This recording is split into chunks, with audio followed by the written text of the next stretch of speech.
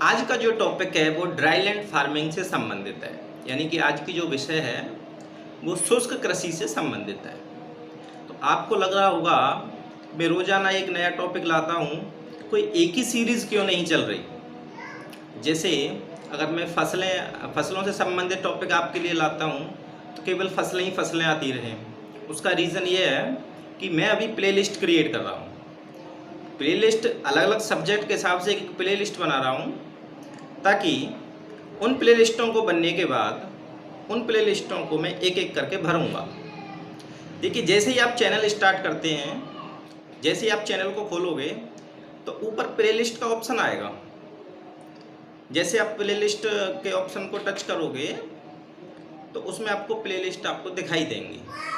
तो अलग अलग सब्जेक्ट के हिसाब से अलग अलग प्लेलिस्ट बना दी गई है यहाँ पर।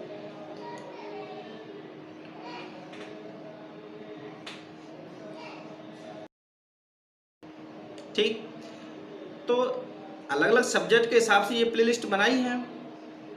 तो जैसे ही ये प्लेलिस्ट कंप्लीट हो जाती हैं अलग अलग सब्जेक्ट के अनुसार, फिर इनको भरना स्टार्ट करेंगे। प्रत्येक प्लेलिस्ट को एक एक करके फिर भरेंगे, तब आपको इंटरेस्ट आएगा। आज जो टॉपिक है वो ड्राईलैंड फार्मिंग से संबंधित है। तो चलिए शुरू करते हैं ड्राईलैंड फार्मिंग।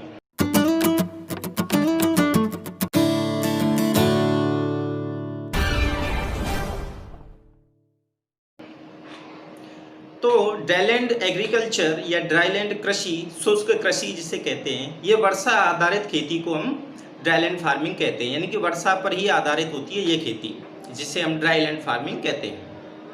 तीन प्रकार की होती है वर्षा आधारित कृषि। एक होती है ड्राई फार्मिंग, एक होती है ड्राईलैंड फार्मिंग और एक होती है रेनफेड फार्मिंग। तो ड्राई फार्मिंग क्या है? 750 mm से अगर कम वर्षा होती है तो वहाँ पर होती है ड्राई फार्मिंग। दूसरी है ड्राईलैंड फार्मिंग, जहाँ पर 750 mm से 1150 mm तक बारिश होती है, उस फार्मिंग को कहते हैं ड्राईलैंड फार्मिंग। तीसरी है रेनफेड फार्मिंग, यानी कि 1150 mm से अगर अधिक वर्षा होती है वहाँ पर जो खेती की जाती है उसे हम कहते हैं रेनफेड फार्मिंग। तो ये ड्राईलैंड फार्मिंग, या इसमें जो पहला टॉपिक है ड्राई फार्मिंग, ये क्या है? इसमें 750 mm से कम बारिश होती है तो पता है। इसे कहते हैं कि जल संरक्षण ऐसी खेती के लिए आवश्यक है। मतलब अगर ड्राई फार्मिंग जहाँ होती है, जहाँ 750 mm से कम वर्षा होती है, अगर वहाँ जल संरक्षण नहीं करोगे तो वहाँ पर फार्मिंग नहीं होगी। तो ऐसी खेती के लिए, ड्राई फार्मिंग के लिए जल संरक्षण आवश्यक है। दूसरी थी ड्राईलैंड फार्मिंग, जहाँ पे 750 mm से 1150 mm वर्षा होती है, वहाँ ड्राईलैंड फार्मिंग होती है। इस प्रकार की खेती में जो एवोपरेशन होता है, इस प्रकार की खेती में जो एवोपरेशन होता है वो प्रेसिपिटेशन से अधिक होता है। मतलब जितनी बारिश होती है उससे ज़्यादा पानी बाष्प बन के हवा में उड़ जाता है। तो ऐसी खेती, इसमें सूखा तो पड़ती है लेकिन फसल नहीं मरती है। ड्राईलैंड एग्रीकल्चर में, ड्राईलैंड फार्मिंग में सूखा तो पड़ती है लेकिन फसल नहीं मरती है। तो ऐसी खेती में सॉइल वाटर कंजर्वेशन अपनाना चाहिए। ऐसी खेती में सॉइल वाटर कंजर्वेशन अपनाना चाहिए। अच्छा, तीसरे प्रकार की थी रेनफेड फार्मिंग, जहाँ पे 1150 mm से अधिक वर्षा होती है। तो यहाँ पर ऐसी फसलें उगाई जाती हैं जो केवल वर्षा से होती हैं, यानी कि वर्षा आधारित फसलें इस एग्रीकल्चर में, रेनफेड फार्मिंग में होती हैं। अच्छा, ये जो रेनफेड फार्मिंग है इसमें एक समस्या होती है। कैसी समस्या होती है? जिन क्षेत्रों में रेनफेड फार्मिंग होती है वहाँ जल निकास की मुख्य समस्या होती है। जल को निकाला जाता है, ज़्यादा पानी भर जाता है, अगर नहीं निकालेंगे तो फसल गिर जाएगी।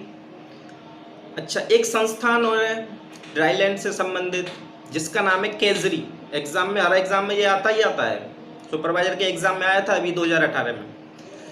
तो केजरी, CAZRI, केजरी का पूरा नाम क्या है? हिंदी में बोलते हैं इसे केंद्रीय मरुक्षेत्र अनुसंधान संस्थान। कहाँ पर है ये? जोधपुर में है। इसकी स्थापना 1959 में हुई थी। तो ये एक ऐसे संबंधित राजस्थान में ये संस्थान है। एक संस्थान और है जो ड्राईलैंड से संबंधित है, जिसका नाम है क्रीडा, CRIDA। क्रीडा की जो फुल फॉर्म है वो है central research institute for dryland agriculture. ये कहाँ पर है? ये हैदराबाद में साहब। हैदराबाद कहाँ पर है? आंध्र प्रदेश में है।